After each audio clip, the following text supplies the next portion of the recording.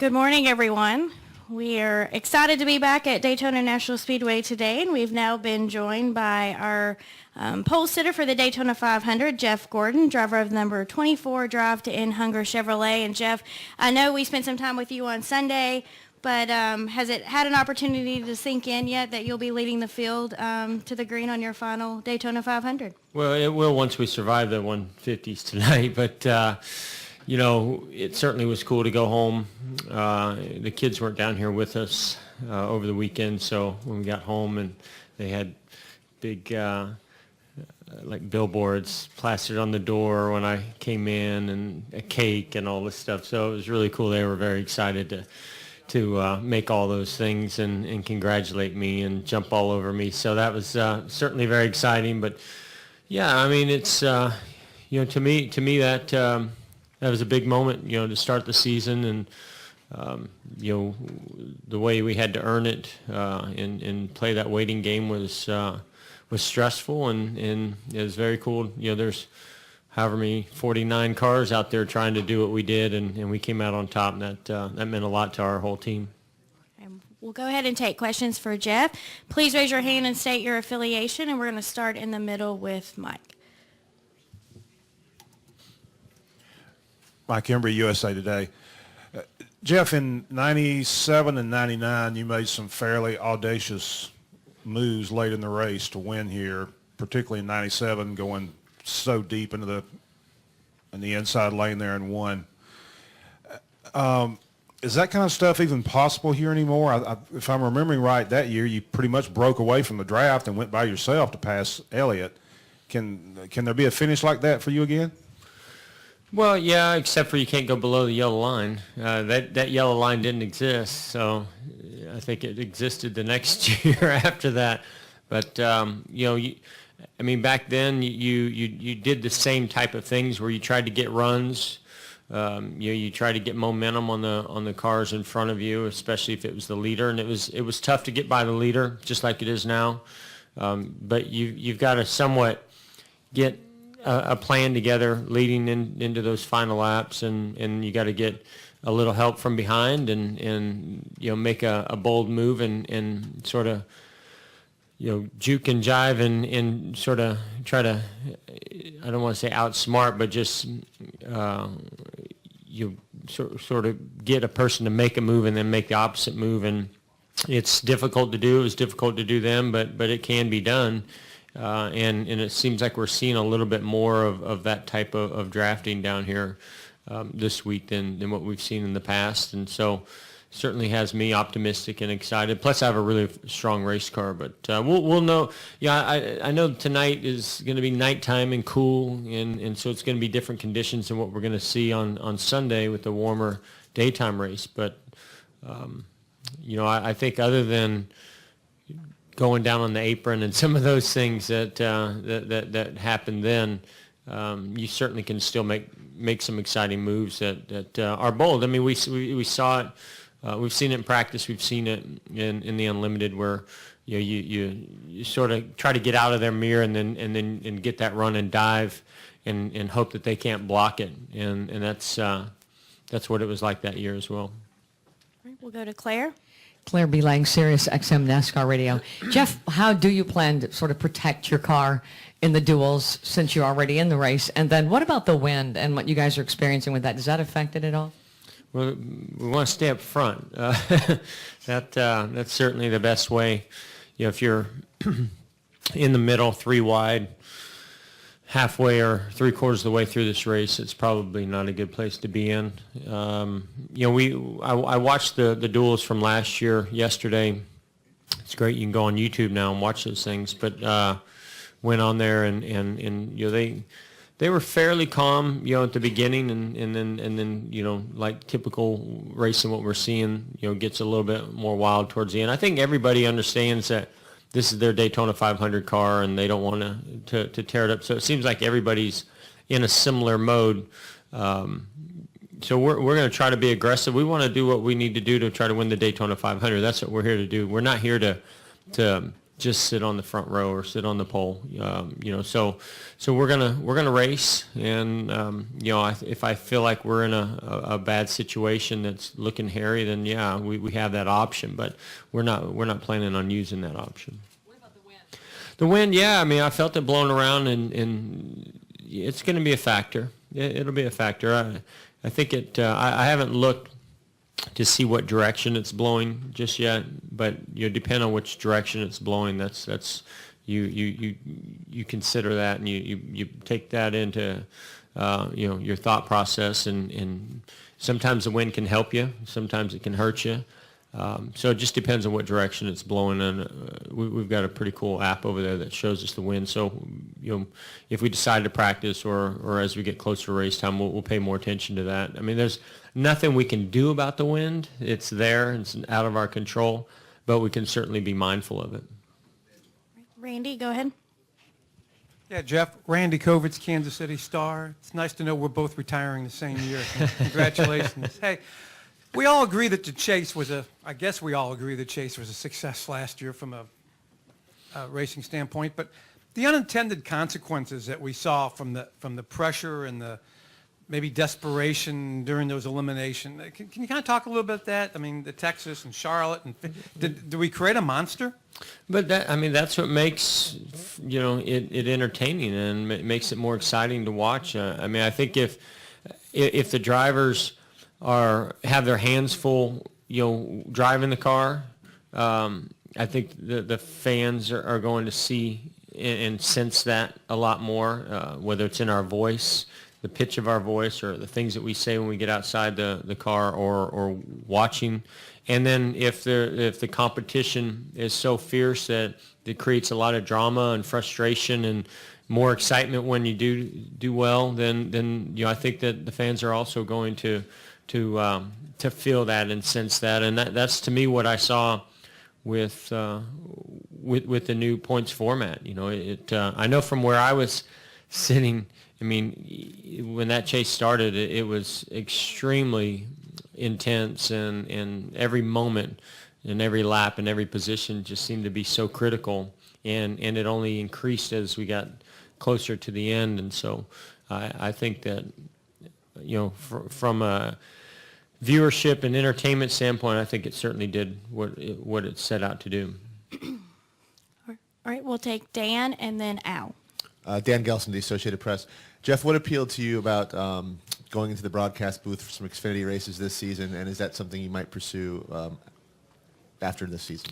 Yeah, I did it one time for I think a nationwide race in California, and I get every Saturday I'm in my bus watching the nationwide or now Xfinity races, and I'm drawn to it. I'm learning from it as well as critiquing it, and so when Fox came to me and asked me, they said they were talking about 3 or 4 other drivers about going up in the booth for a few races, and then I was interested and intrigued by it.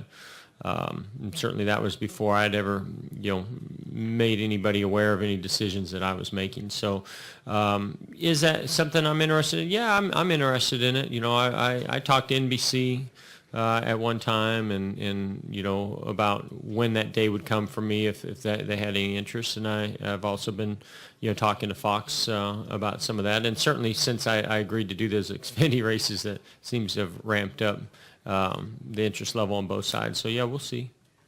All right, Al, go ahead. Jeff, Al Pearson, Model Week, over here to your left. My left. There you are. Hey, how are you? Thank you. You may be aware that the conspiracy world has blown up in the last 3 years. Danica won the poll, the 3-car won the poll, and now you won the poll. I don't think anybody in this room believes that you can fix qualifying Not that this closely. format they had this year. I know, but would you address the issue of people saying that you can't have 3 consecutive poll winners? It fits so nicely into a storyline. Kind of diffuse that conspiracy thing if you can. Not to us, but to the real world. Well, I don't know. Danica beat me, so I was one of the conspiracy theorists, I guess. I thought we had the poll for sure that day.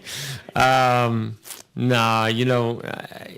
guess that's just the nature of especially now with social media, there's just that voice, that opinion is so instantaneous, and everybody's able to see it. And so, I think people have been thinking that for years, or, no matter what's happening on the track, they just didn't have the outlet maybe to express it the way that they can now today. And, that's just part of the fans' avidness, their loyalness to the sport, and their passion in expressing that. That's the way I look at it, and I think the media gets to be a part of that as well. All of us do. So I don't really look into it any more than that. I think sometimes there's just ironic things that happen. I look at this year, that I can't believe that I've made this announcement, and we come in here and we're on the pole with to me, especially after Talladega, this is one of the most difficult forms of qualifying to get on the pole than we've ever experienced, and I just think that it's almost too good to be true, and I'm sitting here doing the same thing, but I also know that we earned it, and so I get to be on both sides. Go ahead. Jeff, Dan Wetzel over here, Rick. This is such an iconic venue, and you've obviously raced here for many years. Do you get the same, or what is the feeling you get when you arrive here, particularly for this race, and you pull up and you see the grandstands, the venue? What feeling do you get? What is special about this place, and what do you think of the new grandstands they're constructing and all that? Yeah, it's hard to describe because there is a unique feeling about it when you drive into this track for Speed Weeks every year, especially this year, I think, because we didn't test down here. Typically, we're testing, and so it's unique for the 500 when you come here.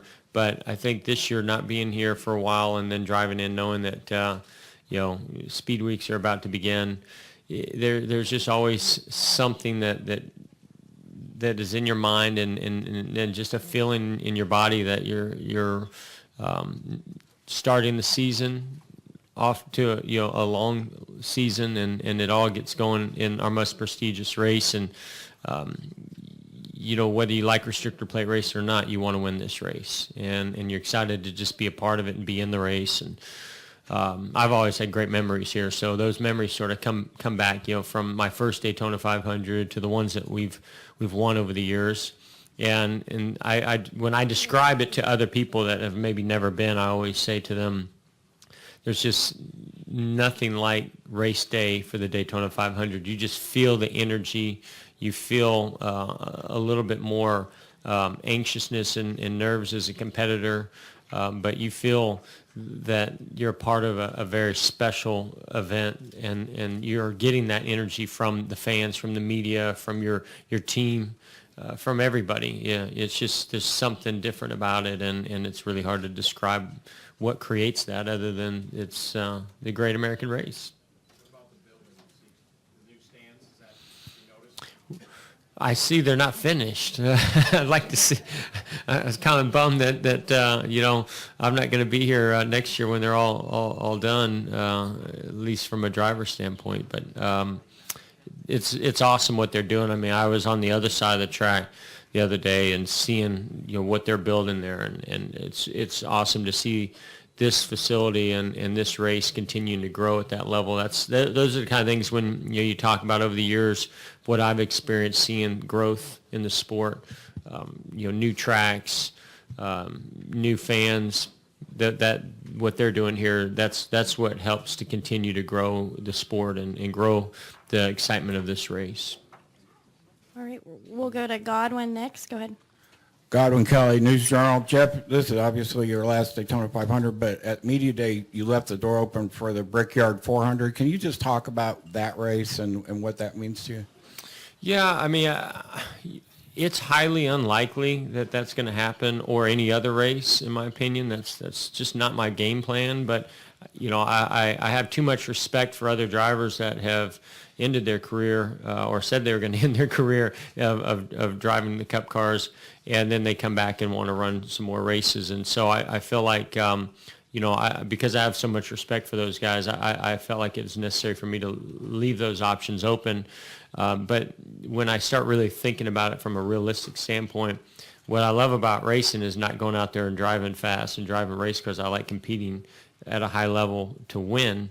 And if I felt like I could, go to a Brickyard or a Martinsville or Bristol or, I don't know, a couple of tracks that come to mind and be competitive with a competitive team, then I might consider doing that. But, I don't know how that would ever play, because you can't do it at Hendrick, really. I mean, the way I see it, there's 4 teams there that are focused on winning the championship. So it'd be a disruption to that flow.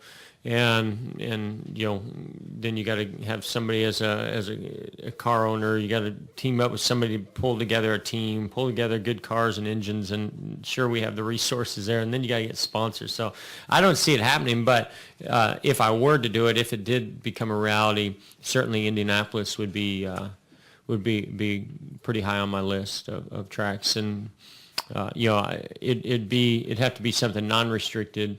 And it'd have to be a place that I feel like I can make a difference and really be competitive at. And Indianapolis is one of those tracks that comes to mind. Okay, we're pretty tight on time, so we're going to go Jared, Dave, and then end with Melinda. Go ahead, Jared. Yeah, Jared Turner, FoxSports.com. Hey, Jeff. The first time you came here was 1991, and you probably recall it was for a Busch Series race. And you actually failed to qualify. Oh, yeah, I remember it well. Yeah, what do you remember about that weekend, just sort of your emotions? And at the time, did you ever think you would accomplish so much at Daytona? I remember we were slow, and we didn't make it because we were slow. That's what I remember. Back then, Ford was I was with Bill Davis and with Ford, and we were just lacking kind of power and resources at the time. Did everything we could to have enough speed to make that race, but just weren't able to pull it off. And Ford made some big gains for the next year, and we were pretty competitive the next year. I mean, everywhere we went, we were competitive, but in particular the restrictor plate tracks. I mean, back then, they just weren't known for being good on those restrictor plate tracks, and we struggled. But we did very well at all the other tracks. So I mean, it was frustrating to come here and not make the race. But at the same time, we were pretty realistic about it. We knew what was going on during testing, and we weren't very fast. The thing that stands out the most to me was the very first time I ever came here, I drove a Cup car, because when we tested here, I was driving the Nationwide car, but I got to get into Mark Martin's Cup car and go test it the very first time I was ever here. So I was pretty blown away by that. All right, Dave, go ahead. Dave Coleman, Milwaukee Journal-Sentinel. Jeff, this is probably a ridiculously broad question, but I know you can handle it. Can you kind of compare and contrast the Jeff Gordon who showed up and ran the Daytona 500 for the first time in 1993 to the one who's coming for his last one? I mean, I think the biggest difference is just comfort level of, kind of having some expectations to know what the schedule's like, what the week is like, what the racing is like. Back then, while I was super excited, I was probably more nervous than anything else, just because of the unexpected.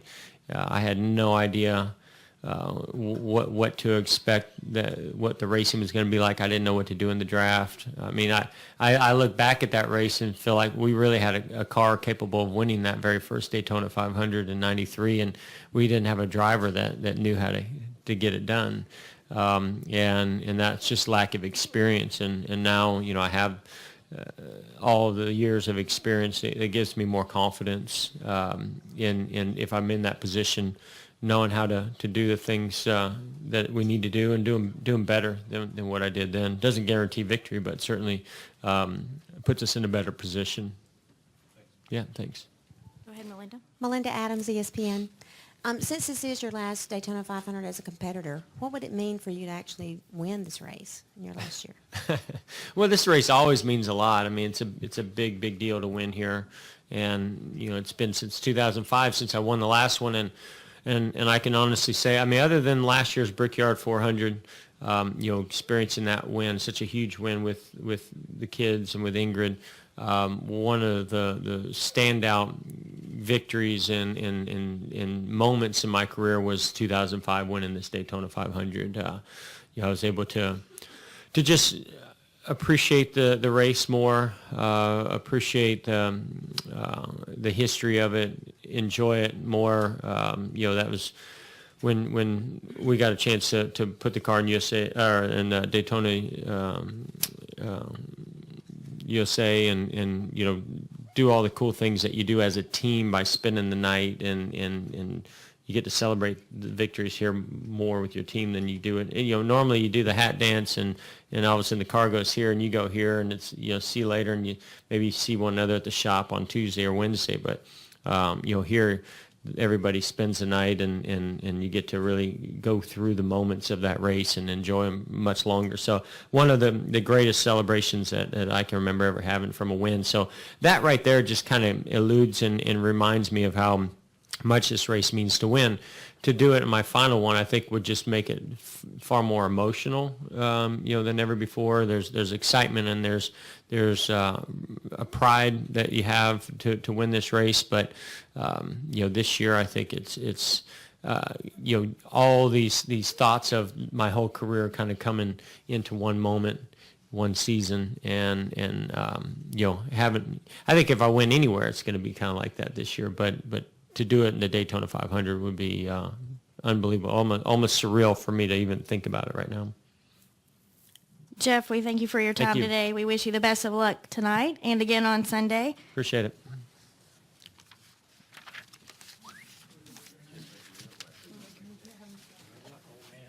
Appreciate it.